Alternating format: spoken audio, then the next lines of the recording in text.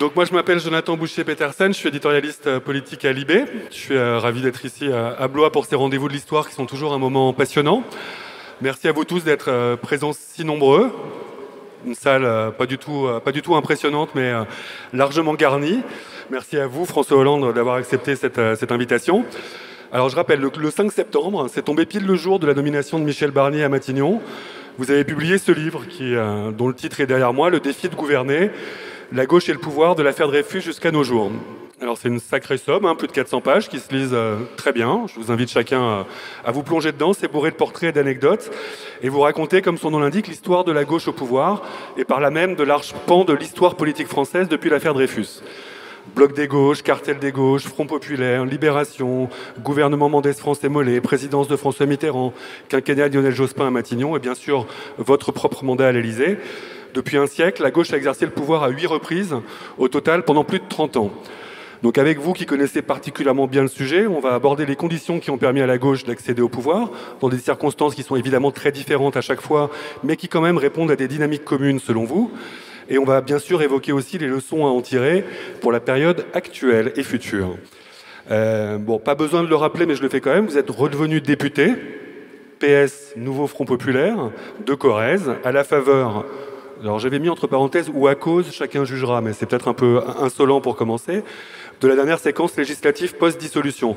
Donc député, c'est un mandat que vous connaissez bien, puisque vous l'avez occupé pendant de nombreuses années. Et chacun sait que vous avez été patron du PS pendant une décennie et que vous avez bien sûr été le second socialiste après François Mitterrand à devenir président de la République. Donc avant d'entrer dans le vif du sujet, je me permets de résumer un peu grossièrement en une phrase la thèse qui traverse votre livre. Une phrase pour 416 pages, c'est un peu ambitieux.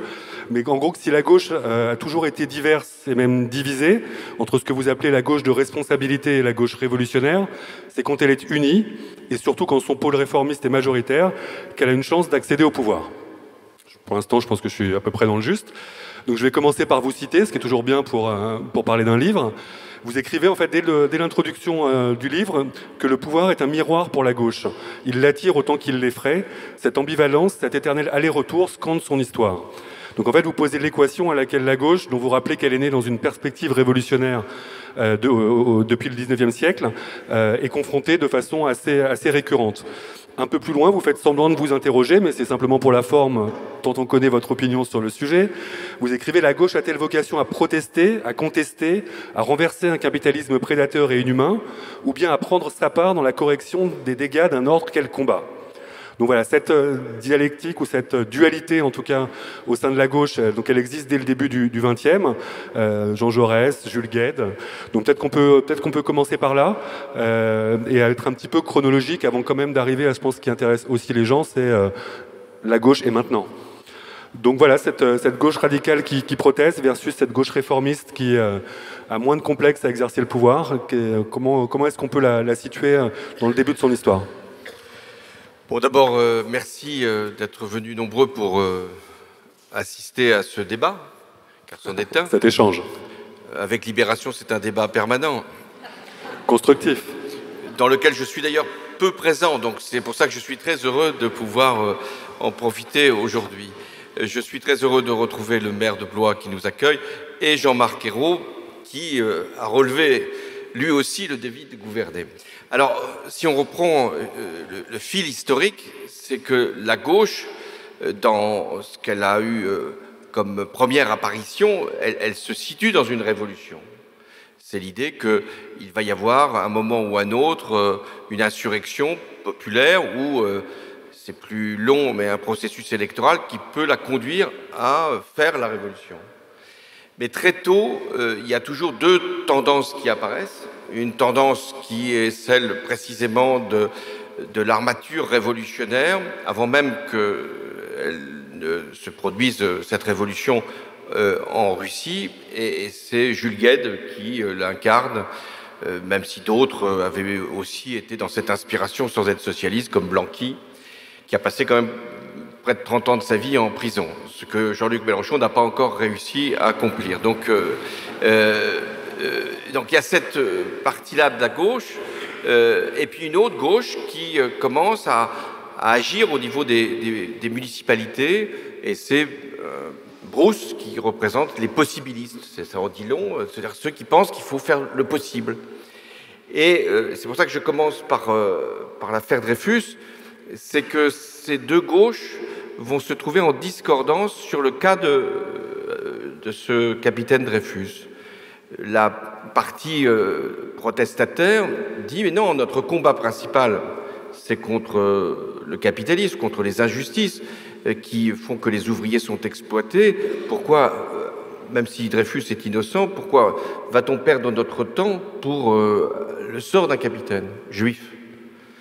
Et Jaurès, qui est d'ailleurs, après beaucoup d'hésitations et beaucoup de réflexions, qui à un moment, frappé par l'innocence de Dreyfus, les preuves qui sont apportées, dit non, il faut cesser non pas le combat pour la justice sociale, mais il y a là une cause qui va dépasser toutes les autres et qui va justifier que nous puissions, à un moment, soutenir un gouvernement qui n'est pas le nôtre. Et il accepte qu'un socialiste, il était socialiste à ce moment-là, Alexandre Millerand, puisse rentrer dans un gouvernement. C'est la première fois qu'un socialiste, qui était parlementaire, rentre dans un gouvernement bourgeois. Et cette coupure entre les deux gauches va se poursuivre jusqu'au congrès de la SFIO 1905, congrès qui réunifie les socialistes. Et Jaurès accepte, pour le prix de l'unité, qu'il n'y ait plus de participation à un gouvernement bourgeois, même s'il avait soutenu jusque-là des gouvernements républicains, notamment Waldeck-Rousseau, puis Émile Combes, etc. Et puis, vous savez comment la vie de Jaurès se termine, c'est-à-dire il est assassiné le 31 juillet 14, et la guerre est déclarée, et ceux qui étaient contre la participation à un gouvernement bourgeois, Jules Guesde, rentrent dans le gouvernement de l'Union sacrée. Avec la question, qu'est-ce qu'aurait fait Jaurès? On ne le saura jamais. Mais ce qui prouve bien que Jaurès avait raison de faire que cette gauche de la responsabilité puisse être entendue.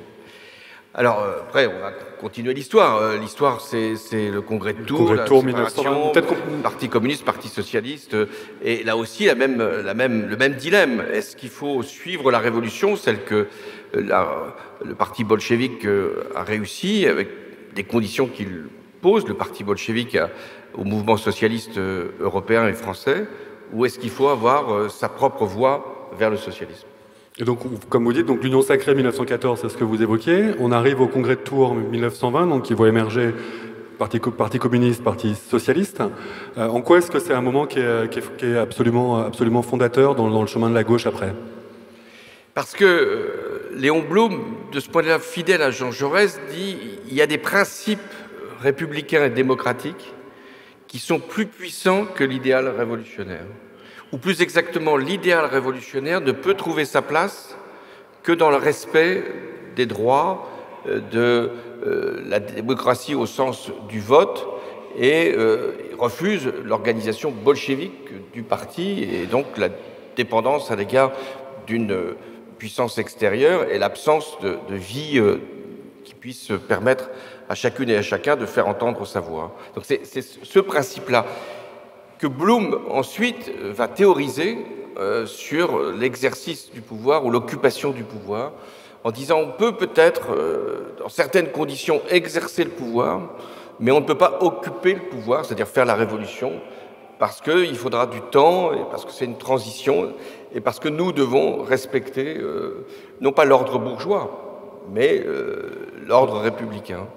Et au moment du cartel des gauches, centenaire du cartel des gauches aujourd'hui, Blum se pose la question de savoir si les socialistes doivent participer à un gouvernement radicaux, Édouard Herriot. On sent bien que Blum hésite et finalement ne fait qu'un soutien sans participation.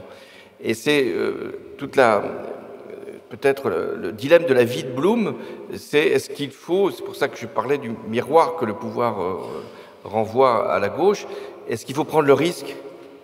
Et il appelle le calice, le fait de pouvoir gouverner, est-ce que je dois prendre le calice, c'est-à-dire prendre le risque d'être impopulaire? C'est vrai qu'il y a un risque d'être impopulaire, ou le risque d'être accusé de trahison. Et ça, autant il a pu s'esquiver au moment du cartel des gauches, et au moment du Front populaire, le Parti socialiste, contre toute attente, a le plus de députés de toute la gauche. Et donc, il n'y a plus le choix, il faut gouverner. Et là, vous dites qu'il arrive justement, toujours dans cette dualité, à tenir les deux bouts d'une certaine manière, à assumer la radicalité et en même temps à développer une culture du compromis, comme on dit aujourd'hui, assurant la stabilité et le progrès, mais qu'en même temps, ça se fait dans un contexte où il y a un mouvement social et un mouvement ouvrier qui met sacrément la pression, qui même pousse Blum à aller plus loin que ce qu'il avait prévu. Ça, je pense que c'est évidemment des choses dont on a parlé au moment de l'émergence du faux Front populaire, comme vous l'appelez, le nouveau Front populaire. Donc voilà, est-ce qu'on peut resituer un tout petit peu ce qu'était l'élan de l'époque et dans quelle mesure le courage ou le volontarisme politique s'est aussi nourri de la société et du monde ouvrier? Le Front populaire, donc, il naît d'une défense républicaine contre l'extrême droite. Le 6 février 1934 justifie qu'il y ait une union des gauches qui paraît totalement impensable, si on songe à ce qu'était l'attitude du Parti communiste à l'égard de la SFIO, donc du Parti socialiste de l'époque, qui était considéré comme un parti quasi proche des idées libérales ou des idées de droite. Et donc il y a cette méfiance réciproque des socialistes à l'égard des communistes à l'égard des socialistes, mais il y a un mouvement de la base qui va tellement loin qu'ils sont obligés de faire une union, et c'est cette union-là, communistes, socialistes, radicaux, qui permet la victoire du Front populaire. Mais ils sont dans un programme de défense de la République contre l'extrême droite, c'est-à-dire un programme minimaliste, très différent du programme du nouveau Front populaire. C'est un programme où on doit simplement écarter la menace fasciste ou hitlérienne, mais on doit tout simplement gérer. Et ce qui s'est passé en 1936, puisque Blum, toujours respect des institutions, il est élu au mois de mai, mais il ne prend ses responsabilités de président du Conseil qu'au mois de juin. Il y avait un mois où il y avait une transition. Et pendant le mois où il ne gouverne pas, il y a un mouvement social très puissant, ce qui fait que toutes les conquêtes du Front populaire n'étaient pas nécessairement prévues dans le programme du Front populaire, et elles sont venues précisément parce que Blum a su accompagner ce mouvement social et lui trouver un débouché, un compromis, et faire qu'avec le patronat, donc c'est les fameux accords Matignon, le patronat, les syndicats, il puisse y avoir un compromis, on dirait aujourd'hui social-démocrate, pour permettre les avancées que l'on connaît aujourd'hui. Social-démocrate et en même temps radical. Oui, et avec... Radical dans la capacité à changer le réel, et social-démocrate dans la façon de faire. Oui, radical parce que le mouvement social l'a conduit à l'être. Radical parce que, si l'on y songe, les congés payés, les 40 heures, ce sont des réformes qui sont restées longtemps et qui restent encore dans l'imaginaire politique. Et radical aussi parce qu'il est poussé par ces minoritaires socialistes, on appellerait aujourd'hui ces frondeurs, il est poussé à aller plus loin quand le Parti communiste, qui veut surtout pas affaiblir le gouvernement du Front populaire, parce que Moscou lui donne cette consigne, appelle les minoritaires socialistes et ceux qui veulent aller plus loin à arrêter les grèves et à faire en sorte qu'il puisse y avoir une continuité de l'expérience.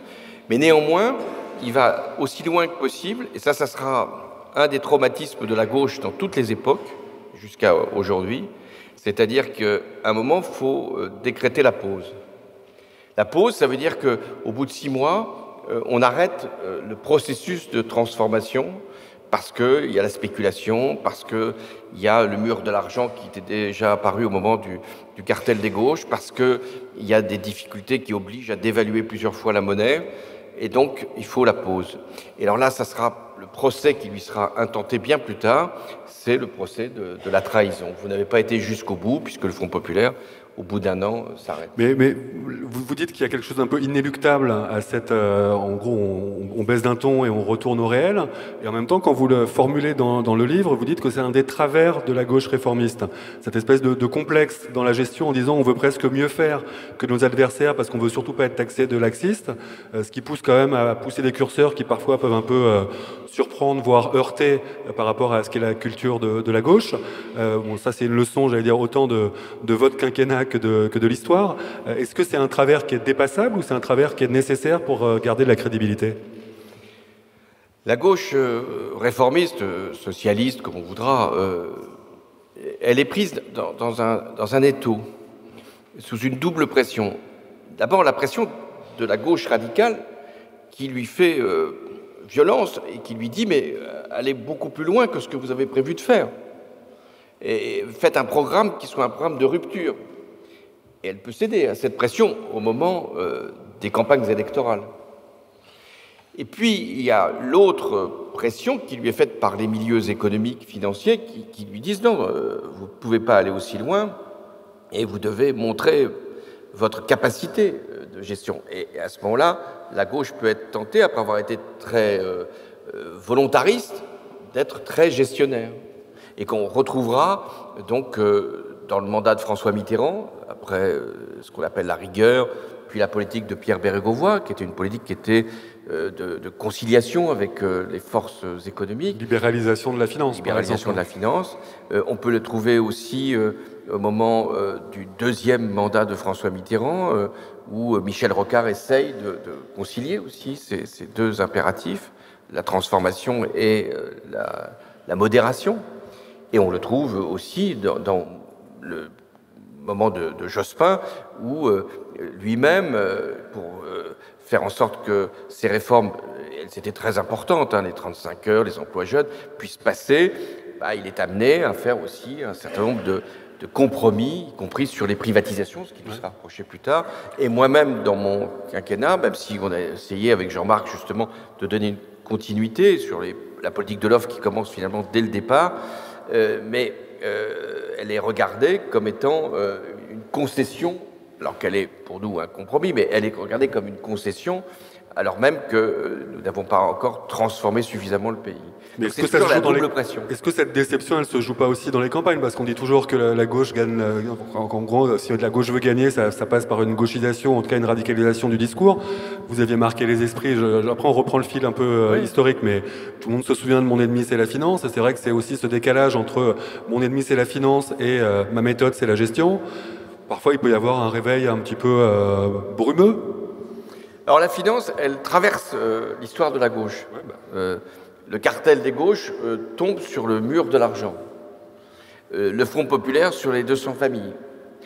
Puis ensuite, François Mitterrand, avec la rigueur et le choix de rester dans le système monétaire européen, et nous-mêmes d'être conduits à faire une politique de l'offre qui n'est pas une politique de la finance. Mais elle est là, la finance.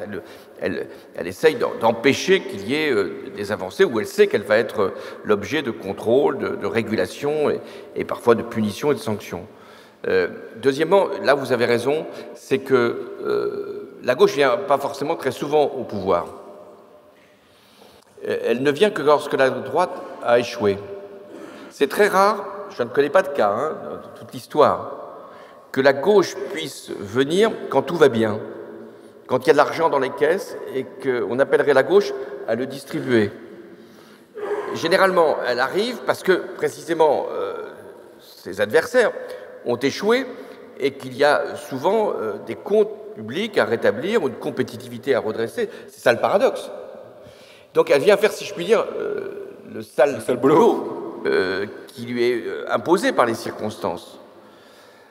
Mais pourtant, dans les campagnes, pour gagner, il faut bien qu'elle en promette. Sinon, pourquoi changer, pourquoi être de gauche si c'est pour simplement gérer les affaires publiques comme l'orthodoxie l'exige? Non, donc il faut qu'elle en promette, et c'est nécessaire. Et il y a donc toujours une part de déception, de désillusion qui arrive assez vite.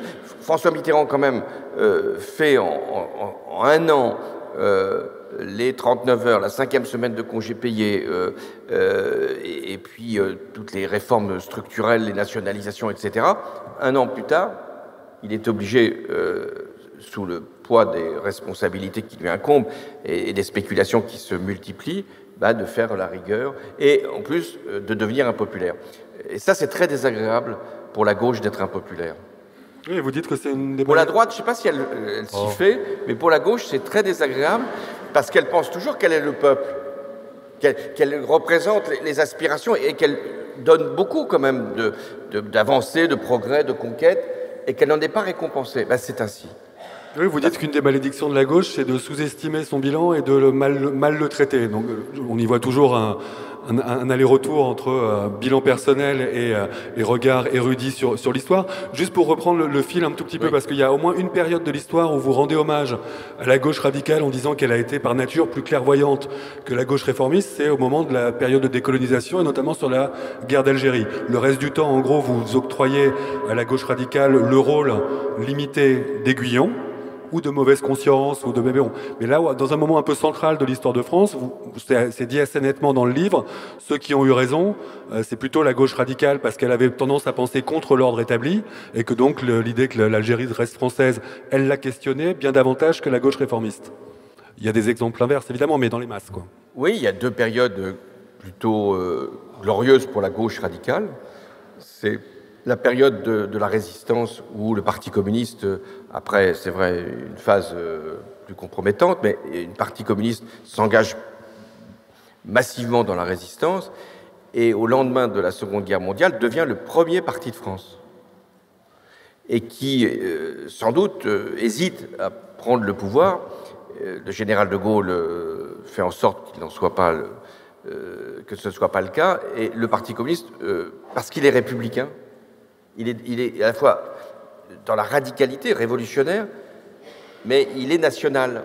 Son communisme est national. Donc il ne va pas au-delà de ce que la République lui fixe comme limite, même si il faudra quand même à un moment que les socialistes rompent avec les communistes, et la période donc 1947. Ça, c'est la première radicalité qui finalement se traduit en progrès. Il ne faut jamais oublier que les grands progrès de notre pays, encore aujourd'hui constatés, c'est la sécurité sociale, et donc le progrès que les grandes lois et les ordonnances ont permis. Et puis aussi le secteur public qui s'est à ce moment-là donné pour reconstruire le pays. Et puis la deuxième période, plutôt disons, à l'honneur de la gauche radicale, pas simplement communiste d'ailleurs, gauche qui était soucieuse de ce que pouvait être l'image de la France, et donc c'est la guerre d'Algérie. Le Parti communiste met du temps, lui aussi, mais une autre partie de la gauche, plus radicale encore, fait le choix de la décolonisation et de l'indépendance de l'Algérie, alors que Guy Mollet s'y compromet. Et Guy Mollet...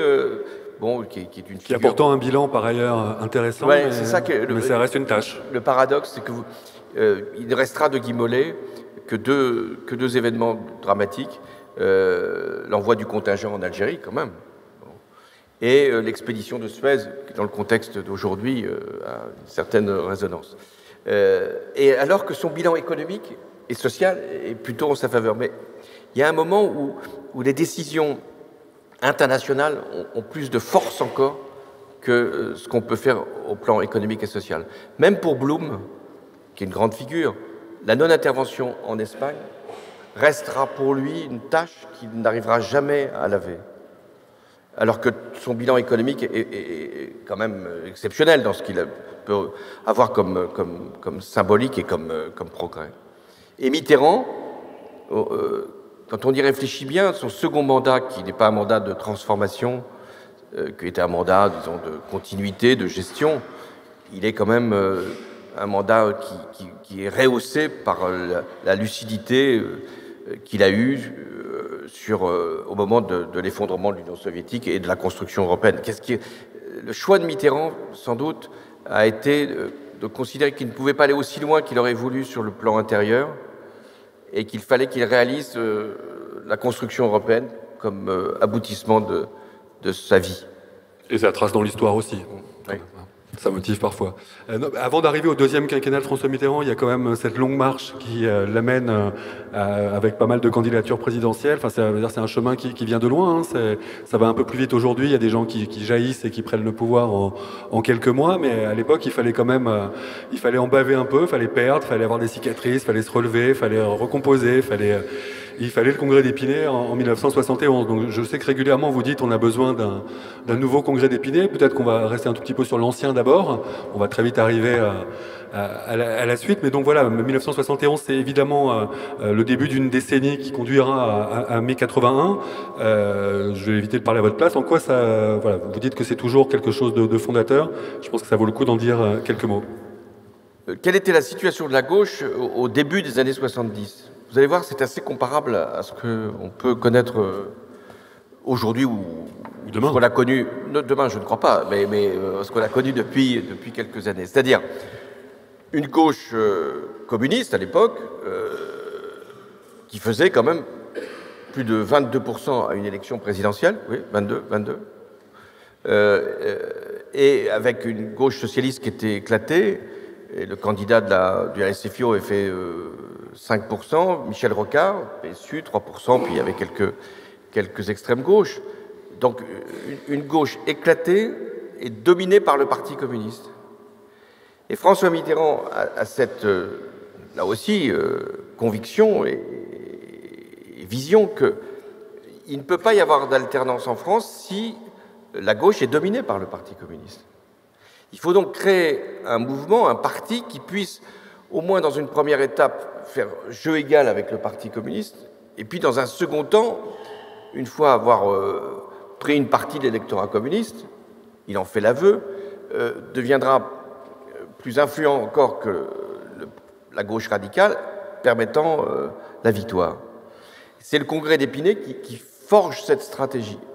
Alors, dans l'histoire, il y a toujours des moments où on se dit qu'est-ce qui se serait passé si Mitterrand n'avait pas eu la majorité au Congrès, qu'il avait d'ailleurs réussi à constituer. Avec des alliances un petit peu inattendues d'ailleurs. Inattendues de Gaston Defferre à Jean-Pierre Chevènement. À l'époque, je parle ça pour les plus jeunes, Jean-Pierre Chevènement était à la gauche du parti. Très à la gauche, oui. Maintenant, allez savoir où il est. Mais il était à la gauche du parti, et donc Mitterrand, pour avoir une majorité, il est obligé d'aller chercher ceux qui sont les plus extérieurs. Gaston Defferre, hostile à l'alliance avec le Parti communiste, mais qui accepte l'union de la gauche. Ça, il faut être marseillais pour avoir cette ambivalence. Et puis Jean-Pierre Chevènement, parce que ça lui donne une caution de gauche, et il obtient, à quelques voix près, la responsabilité. Pierre Mauroy m'avait confié que Mitterrand ne voulait pas devenir le premier secrétaire du Parti socialiste. Il avait dit à Pierre Mauroy, allez-y, c'est vous. Et Pierre Mauroy, comme ça, on est si jamais seul en politique, lui dit non, Monsieur le Président, parce que Mitterrand s'appelait déjà Monsieur le Président avant d'être président. Non, Monsieur le Président, il faut que vous soyez premier secrétaire. Peut-être le nom de premier secrétaire, pour Mitterrand, ce n'était pas terrible, premier secrétaire, si vous voulez. Alors qu'il avait été président de la FGDS, tout ça. Bon, il était président du Conseil général. Il a été président de quelque chose. On est tous présidents, bien sûr. Du bureau des élèves ou autre chose. Donc, Mitterrand devient premier secrétaire et pendant 10 ans, il va construire ce parti, attirer, Jean-Marc en est un exemple, attirer des talents qui vont conquérir des villes et puis ensuite pouvoir garder l'union si elle est possible, rompre l'union si c'est nécessaire. Et l'union se brise, 77, 78. Et peut-être parce que l'union se brise au sommet, Mitterrand peut à ce moment-là être le champion de l'union sur le plan électoral. Et donc, au premier tour de l'élection présidentielle de 1980, il n'y a pas de candidat unique de la gauche. Ceux qui parlent d'un candidat unique de la gauche pour éventuellement l'emporter se trompent. Il est le candidat unique de la gauche, ça va être une gauche qui était très forte. Il y a Georges Marchais, il y a déjà des écologistes, il y a le PSU, il y a tout ce qu'on veut. Et c'est parce qu'il a réussi à créer cette force, ce parti socialiste, qu'il devient président de la République. Mitterrand seul n'aurait jamais gagné l'élection présidentielle. C'est parce qu'il y a cette force, et parce qu'il y a des femmes et des hommes qui sont autour de lui. Alors qu'il y a plusieurs leçons à tirer. un, il faut toujours être pour l'Union, deux, il faut être les premiers dans l'Union, et trois, il faut un vrai parti. Un parti, vous le décrivez, ou en tout cas une gauche plus séduisante, plus moderne, plus large, de manière effectivement à pouvoir s'allier avec le PC, puis après aspirer le leadership qui était celui du Parti communiste à l'époque. Juste pour rester sur Pierre Mauroy, parce qu'il y a des gens qui ont un peu de fidélité dans la vie politique, et François Mitterrand, il n'a jamais oublié ce qu'il devait à Pierre Mauroy, ce qui l'amène à le nommer dès 1981 à Matignon. Oui. Alors que les liens s'étaient un peu distendus entre les deux. Oui, mais comme je dis qu'il y a des anecdotes aussi dans votre livre, c'est l'occasion d'être sur le registre de l'anecdote un peu plus, quoi. Oui, oui. Pierre Mauroy, donc numéro 2 du Parti socialiste, a une certaine amitié avec Michel Rocard. Et dans un congrès resté célèbre, le congrès de Metz, comme quoi les congrès, ça sert à quelque chose, hein. On y vient. Il y a des sensibilités. Il y a une impatience de François Hollande pour le prochain congrès qui transparaît de plus en plus. La politique, c'est des idées, c'est pas simplement des personnes. Et des synthèses. Et des synthèses, bien sûr. Et donc, dans ce congrès, Pierre Mauroy n'est pas avec François Mitterrand. On est en 1979. Et c'est sûrement une prise de distance qui s'opère. Et quand François Mitterrand décide d'être candidat pour l'Élysée pour la 3e fois, alors que beaucoup attendaient Michel Rocard, je raconte dans le livre qu'en réalité, quand Mitterrand s'est déclaré candidat, ça a été une grande déception pour beaucoup, qui disaient mais quand même, encore lui, il va quand même pas toujours être candidat, est-ce qu'il ne faut pas qu'il laisse la place à d'autres, et à Michel Rocard en particulier? Et puis même, on avait parlé de François Mitterrand comme un archaïque.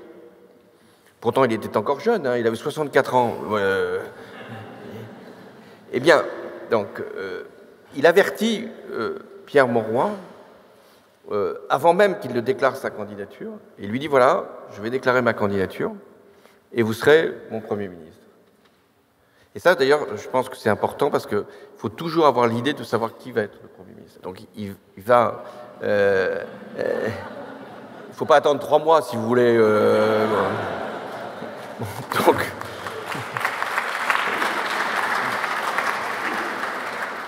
Donc, il nomme Pierre Mauroy, et Pierre Mauroy réussit, c'est vrai, une synthèse, puisqu'il est en fait un social-démocrate qui va accepter de gouverner avec des communistes et qui, en plus, va non seulement faire les grandes réformes qu'on connaît de François Mitterrand, mais va faire la rigueur. Et il y a toute cette scène qu'on connaît bien maintenant, parce que tous les livres l'ont rappelé. En 1983, François Mitterrand hésite. Il y a ceux qui hésitent à nommer, puis il y a ceux qui hésitent à choisir. C'est un moment crucial pour Mitterrand. Est-ce qu'il faut rester dans le système monétaire européen ou il faut en sortir? C'est un débat qui va suivre la gauche pendant des années. Et Mitterrand ne sait pas ce qu'il est préférable de faire. Est-ce qu'il faut se mettre en dehors du système monétaire européen pour éventuellement faire des réformes et avoir des déficits plus importants, continuer la relance, ou est-ce qu'il faut rester pour faire que la France puisse être un acteur principal en Europe, et puis pour mettre en ordre notre gestion des finances publiques notamment. Et Pierre Mauroy lui dit, écoutez, moi je ne sais pas conduire sur une route verglacée, donc vous faites ce que vous voulez, mais je ne serai pas de la politique de la fuite en avant. Et Mitterrand cherche par qui remplacer Pierre Mauroy, et tous ceux qui voulaient éventuellement se présenter font finalement valoir que ce sera extrêmement difficile de pouvoir gouverner hors dehors du système monétaire européen. Donc Mitterrand garde Pierre Mauroy, et lorsqu'ils se sépareront en 1984, ça sera sans doute assez douloureux pour l'un comme pour l'autre. Donc voilà un itinéraire. Et après, si on passe au second mandat de François Mitterrand, où il se représente pour une 4e fois, mais il se présente là aussi très différemment de 81. En 88, il est celui qui empêche la droite de venir. Or, et on en a maintenant l'expérience, on ne peut pas gagner une élection présidentielle simplement contre. C'est un projet qui doit permettre de faire avancer le pays. Et c'est pour ça que le second mandat de François Mitterrand est un mandat essentiellement qui est paru un peu plus long que le premier. Voilà. Les seconds mandats, et c'est pour ça que je m'en suis bien gardé, sont très difficiles par rapport au premier. Votre libre arbitre a été total dans cette affaire. Non, donc on est obligé de sauter un peu des décennies. Il y a quand même une autre expérience de la gauche au pouvoir qui arrive un peu de façon inattendue. C'est évidemment la très subtile dissolution décidée par Jacques Chirac à l'époque, formidablement conseillé, qui permet à Lionel Jospin de jaillir et d'exercer le pouvoir pendant un quinquennat, déjà, avec un bilan et des circonstances qui sont restées comme un... je pense qu'il continue à susciter pas mal de nostalgie et même un peu d'idéalisation dans le cœur des électeurs de gauche. On est de quel côté là? Parce qu'il y a des gens très différents quand même qui cohabitent. On a la gauche plurielle dans sa diversité. Est-ce qu'on est dans l'idéal de la synthèse entre radicalité et réformisme? Parce qu'on a autant voilà, des avancées qui sont des avancées majeures. En même temps, on ne peut pas dire qu'on soit complètement dans l'aventure non plus. Dans une période où peut-être la croissance était un peu plus au coin de la rue. Qu'est-ce qu'on peut dire là-dessus? C'est sûrement la période la plus heureuse de la gauche durant tout ce siècle, dans la mesure où elle a pu, dans un cadre qui était la cohabitation, elle a pu faire des avancées sociales dont on se souvient, comme les 35 heures, les emplois jeunes, la couverture maladie universelle, l'allocation personnelle d'autonomie. Enfin, il y a plein d'avancées. Le Pacs, la parité, enfin, on peut y ajouter encore. Période la plus heureuse, parce que, comme vous dites, Chirac dissout parce qu'il pense que ça va être une période économique très difficile. Et la conjoncture se retourne et la gauche bénéficie d'une croissance que nous n'avions pas vue depuis des années et qui aide quand même. Hein. Le chômage baisse, création d'emplois, etc. C'est une période heureuse parce que Jospin fait une synthèse, c'est toujours la synthèse, hein, entre des gauches très différentes, donc une gauche plurielle, et même au sein du Parti socialiste, il fait une synthèse. Il y avait Mélenchon, qui ne se souvient plus, mais il était au gouvernement, et des gens beaucoup plus modérés qui étaient aussi. Bon. C'est une période néanmoins qui se termine douloureusement. Et c'est ça aussi une espèce de fatalité qui pèse sur la gauche. Comment se fait-il qu'elle avait réussi, au-delà même de ce qu'elle avait promis, avec un Premier ministre qui était regardé comme un homme honnête, équilibré, avec un grand sens de l'État, ça se termine comme l'on sait, c'est-à-dire écarté dès le premier tour. Alors là, il y a plusieurs facteurs qui fait que quand elle réussit économiquement, ça a été aussi notre cas, la gauche n'est pas jugée sur ses résultats, mais peut être jugée sur des événements. Et pour Lionel Jospin, ça a été, alors qu'il avait été particulièrement clair sur ces sujets-là, sur la sécurité qu'il a été rattrapé, injustement.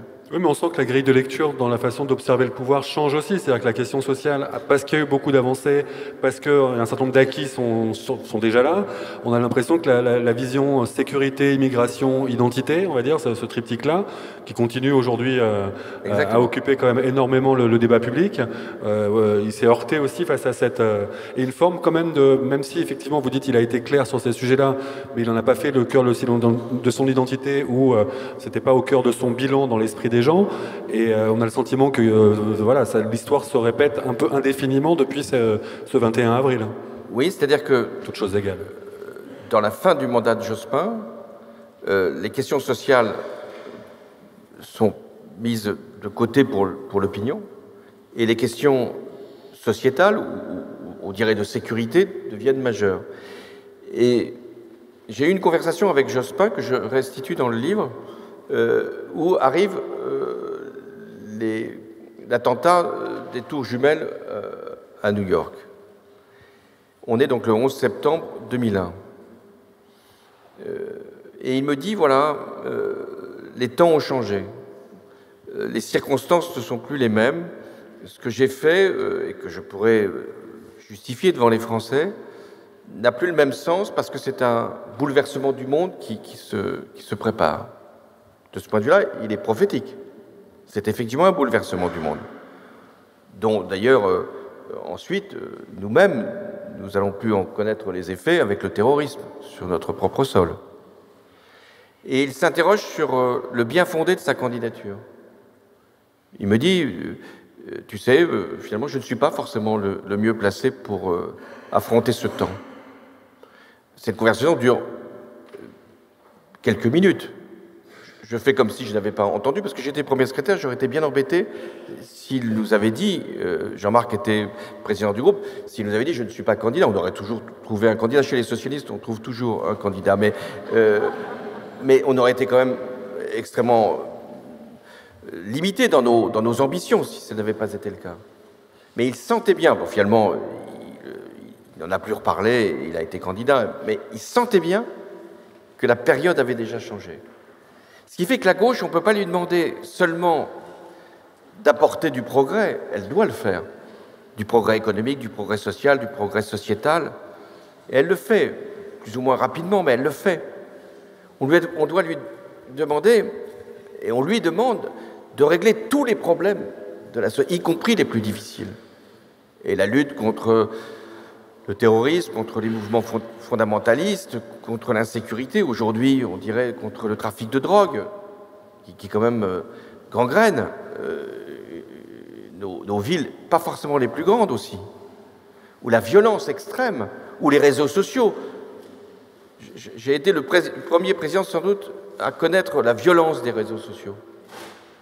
Mais on se dit, il y a des délinquances, des violences, des criminalités qui ne pourraient pas trouver leur développement s'il n'y avait pas les réseaux sociaux. Et on voit bien qui contrôle, peut-être des puissances étrangères, quelquefois des forces économiques, ces opérateurs.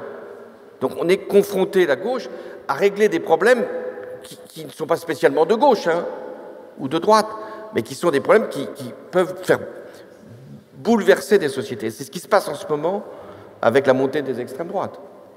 Comment lutter contre cette tendance qui gagne les populations et qui, au nom de la peur, les conduit à aller voter contre leurs propres intérêts. Mais est-ce que vous diriez parce qu'on a le sentiment quand même que jusqu'à cette période-là, il y a une gauche qui est dominante sur le plan culturel, qu'on l'entende sur le plan des valeurs de la société, qu'il y a même un complexe de la droite qui passe son temps à le pointer, et quand même ça s'est largement inversé, c'est-à-dire que la façon, même si la gauche a la lucidité de se dire il faut qu'on aille sur des terrains qui n'étaient pas nos fondamentaux, ou en tout cas des terrains qui étaient assez typés, on a le sentiment qu'il n'y a pas eu peut-être assez de travail idéologique, pas assez de réflexion sur ce que pouvait être la voie de la gauche, et que dans bien des domaines, ça s'est résumé à, en gros, parler comme la droite en souriant un peu plus, quoi.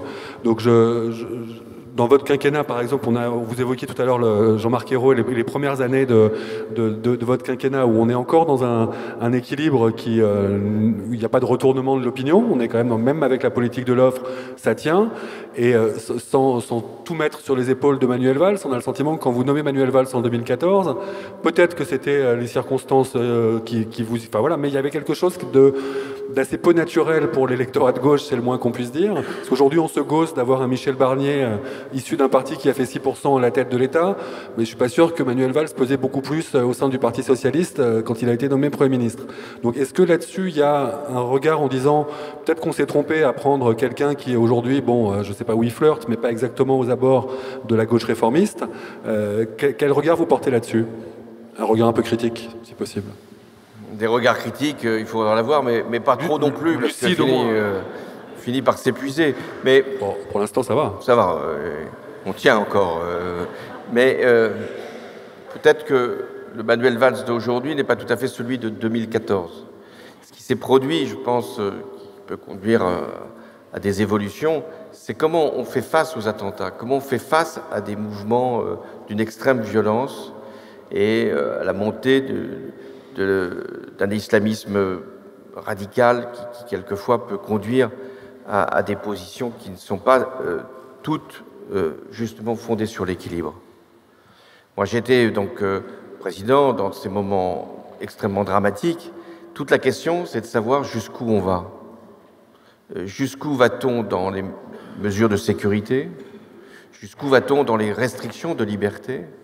Jusqu'où va-t-on aussi pour accepter un certain nombre de comportements qui violent toutes les règles de la laïcité?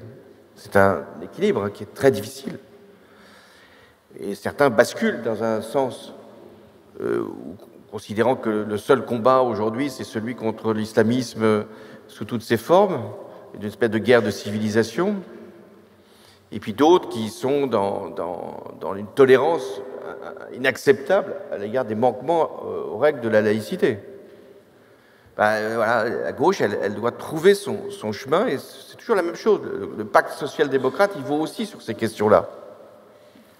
Jusqu'où on doit restreindre les libertés, jusqu'où on doit faire preuve d'autorité, de fermeté même, et puis qu'est-ce qui relève de la liberté de conscience, de la liberté humaine, de la liberté religieuse, etc.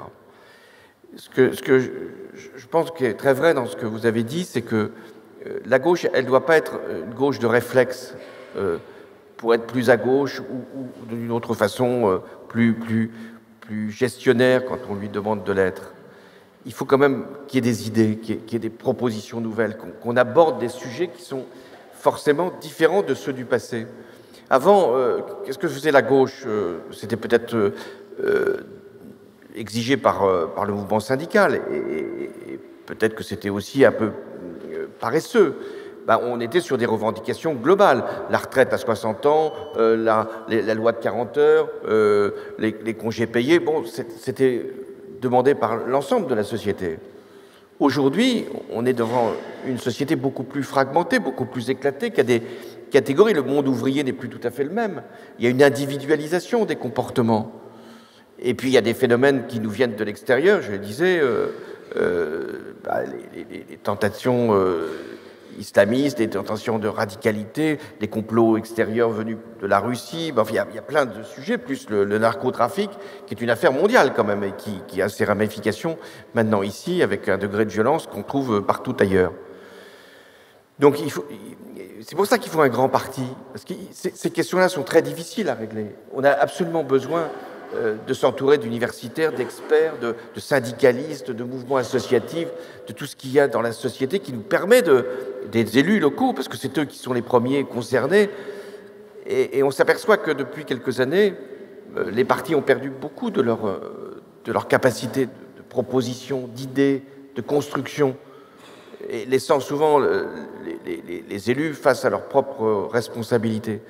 C'est pour ça que je plaide pour un grand parti, qui n'est pas simplement un grand parti pour gagner les élections, si, quand même, c'est un grand parti pour faire que le débat d'idées, les citoyens, enfin nous tous, c'est quand même ce qui nous attire, les idées, c'est ce qui nous fait avancer, c'est ce qui nous fait nous engager, nous fait comprendre qu'il y a un intérêt à aller voter. On est face à des extrêmes droite, enfin une extrême droite et peut-être même une droite, qui est davantage dans l'usage de la peur que dans la proposition et dans les idées. L'idée de l'extrême droite, c'est on ferme tout et on exclut ceux qui n'ont pas leur place dans la société française parce qu'ils sont étrangers. Nous on ne peut pas être sur simplement des réflexes. On ne peut pas non plus être sur on ouvre tout et chacun fait ce qu'il veut. On a quand même l'impression que plus la période est complexe, plus les réponses simples sont efficaces. Donc c'est vrai que le populisme de réponse, on ferme, on cible, le bouc émissaire, ça c'est quand même très dur à déconstruire. Juste pour revenir sur la situation actuelle, parce que je vois que le temps a filé, plus que ce que je croyais. Non mais c'est de dire qu'on comprend bien la ligne de force de l'utilité ou la nécessité plutôt du réformisme par rapport au rôle différent de la radicalité.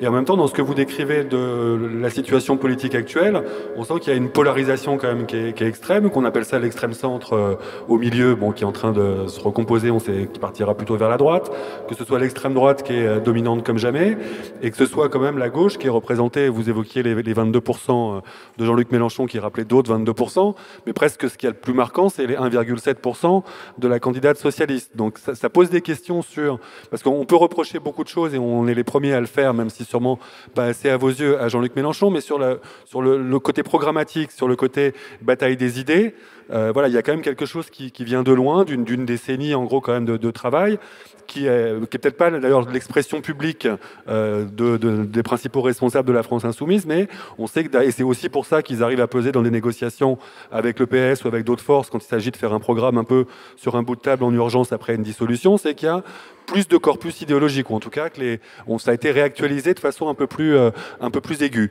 Donc j'ai deux questions, c'est combien de temps ça prend pour un parti socialiste qui n'a pas quand même réfléchi depuis un petit moment pour avoir des choses à dire, qui soient suffisamment percutantes et suffisamment nettes pour une période où la complexité est quand même voilà, compliquée à assumer. Et deuxièmement, est-ce que la marque socialiste en tant que telle, est-ce que c'est un tabou de dire qu'elle doit être dépassée? Est-ce que ça doit rester un marqueur parce que ça s'inscrit dans une part importante de l'histoire de la gauche? En même temps, voilà, Alors, il y a une première réflexion générale, c'est que la rationalité a plus de mal à s'imposer dans un monde où la simplification à outrance, les réflexes de peur, les replis, l'individualisme l'emporte, avec des moyens technologiques qui enferment chacune et chacun d'entre nous. C'est plus compliqué. C'est plus compliqué, non pas simplement d'être de gauche, ça a toujours été compliqué d'être de gauche, c'est plus compliqué d'être rationnel. Regardez l'élection américaine, c'est finalement cette confrontation entre la rationalité et le mensonge. Je ne suis pas sûr que ce soit la raison qui l'emporte face à cette violence que représente Donald Trump. Donc on a tous un effort considérable à faire, pas simplement les responsables politiques, les partis, mais nous tous, les citoyens, pour grâce à l'éducation quand même, qui est le vecteur de ce que va être la raison, et la science et la vérité, avec, à mon avis, une priorité majeure qui doit être donnée à l'école de la République, parce que nous sommes devant cette confrontation qui ne va pas s'arrêter, qui va continuer, et qui est à l'échelle du monde. Alors ça, c'est la première réflexion. La seconde réflexion, c'est que il y a un espace qui s'ouvre pour la social-démocratie qui est sans doute, en France, plus large qu'elle ne l'avait elle-même pensé.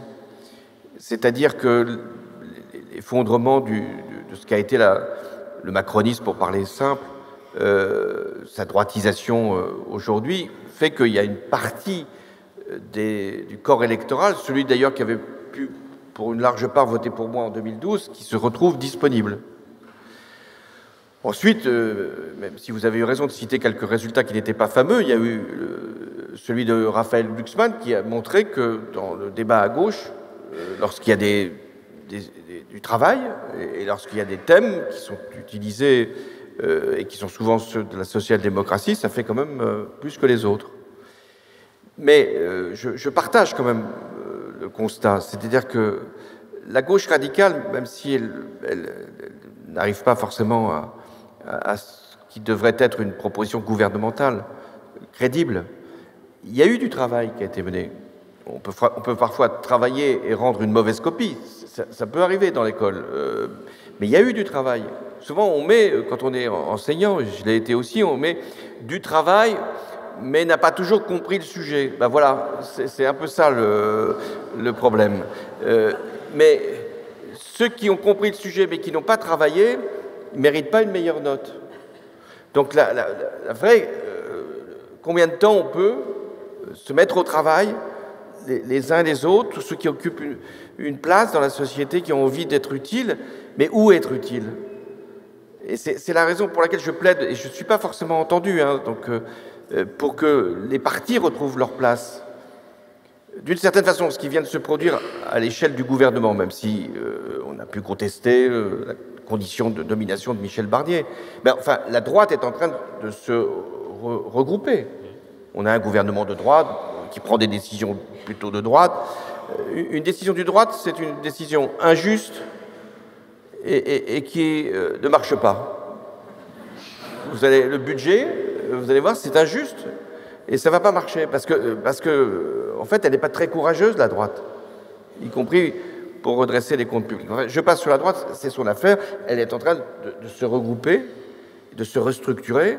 Donc il y a une extrême droite qui demeure le parti principal quand même, hein, une droite qui se restructure, il faut qu'une gauche réformiste qui puisse attirer aussi des électeurs de la gauche radicale, parce que c'est ça. Parce que c'est votre double critère, c'est une gauche réformiste devant, mais c'est une gauche unie quand même. Oui, parce que l'union de la gauche, c'est ce que veulent beaucoup de nos électeurs. Ils ont bien compris que si chacun y allait séparément, c'était quand même plus compliqué. Et il y a beaucoup de jeunes qui aujourd'hui s'engagent plutôt vers la gauche radicale, ça a toujours été. Moi, quand j'étais jeune, parce que j'ai été un moment jeune, la gauche radicale, elle était beaucoup plus puissante. Quand dans les assemblées générales d'étudiants, je disais, donc vous voyez, au milieu des années 70, je disais « je suis socialiste », on me riait dessus.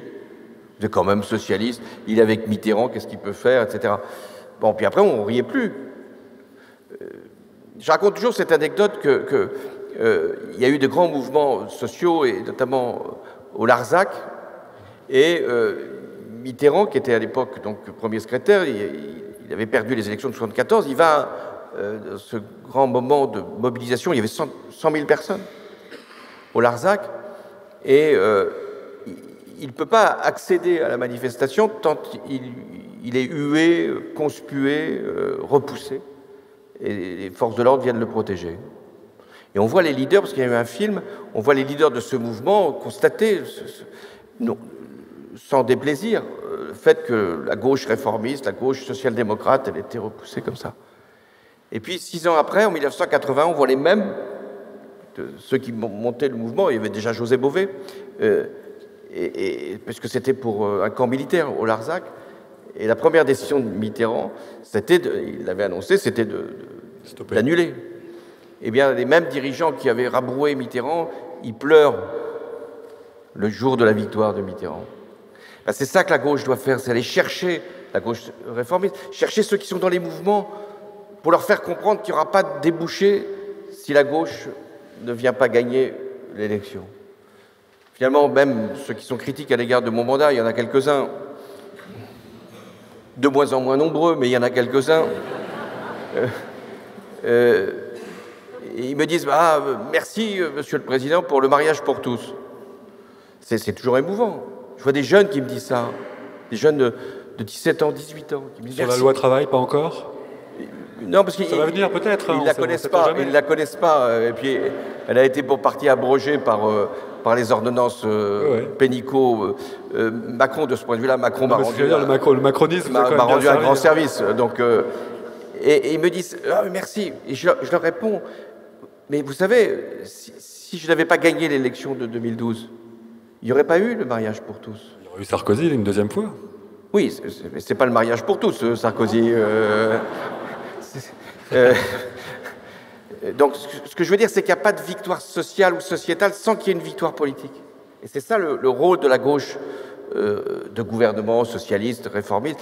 Et c'est la raison pour laquelle elle doit travailler, elle doit aller chercher, y compris dans la gauche radicale, non seulement des électeurs, mais des militants, des forces vives qui vont l'amener à aller plus loin que ce qu'elle avait peut-être imaginé. Et peut-être quelques nouveaux visages, sait-on jamais. Oui. Non, mais on est obligé de s'arrêter là parce que j'ai eu déjà des gestes depuis pas mal de temps. Pour ceux qui n'ont pas eu assez de François Hollande pendant cette conférence, je crois qu'il est à 16h à la Maison de la Magie. Je ne sais pas s'il y a une continuité entre les deux. Le thème, c'est la cité et la gauche de 1870 à nos jours. Donc, pour aller voir le Gérard Majax